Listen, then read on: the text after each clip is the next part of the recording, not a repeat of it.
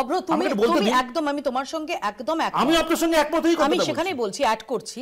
প্রশ্নটা হচ্ছে একজন বিচারপতি অবসর নেওয়ার পর, তারপর একটা কুলিং অফের পর তিনি কি করছেন সেটা নিয়ে প্রশ্ন, তারপরও প্রশ্ন থাকতে পারে।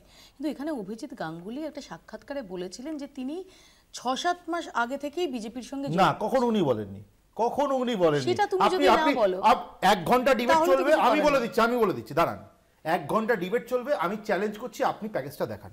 আমি চ্যালেঞ্জ করে দিলাম, 1 ঘন্টা আপনার কাছে সময় আছে, আপনার টিমের কাছে সময় আছে, আমি একা বিজেপি মুখপাত্র বসে আছি, আপনি দেখান। আমি তাহলে আপনি যদি ঠিক হন, আমি যদি ভুল হই, আমি নিজে স্টেটমেন্ট উইথড্র করে নেব।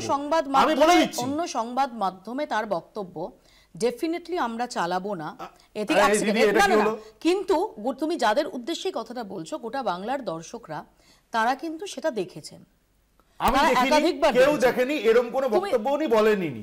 ওনার বক্তব্য অন্য ছিল, ওনার বক্তব্য মৌপিয়াদি অন্য ছিল। আমি আপনার পুরো টিমকে চ্যালেঞ্জ করলাম, আমি একা ভারতীয় জনতা পার্টির মুখপাত্র এখানে বসে আছি, দরকার হলে আমাকে ভুল প্রমাণ করে দিন, আই উইল ইট মাই ওয়ার্ডস। ইংরেজিতে একটা কথা রয়েছে, আই উইল ইট মাই ওয়ার্ডস, আমি যদি ভুল হই।